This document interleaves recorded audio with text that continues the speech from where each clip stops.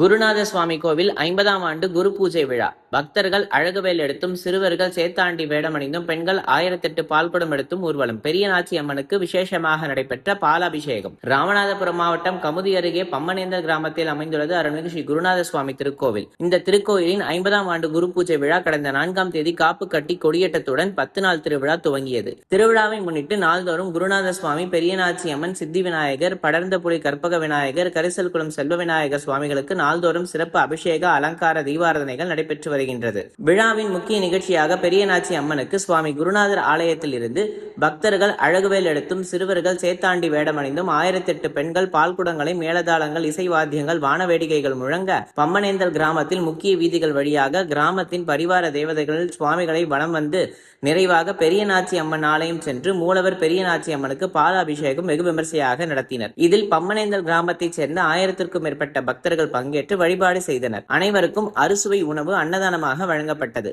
இந்த நிகழ்ச்சிக்கான ஏற்பாடுகளை பம்மனேந்தல் கிராம பொதுமக்கள் மற்றும் நிர்வாகிகள் செய்திருந்தனர்.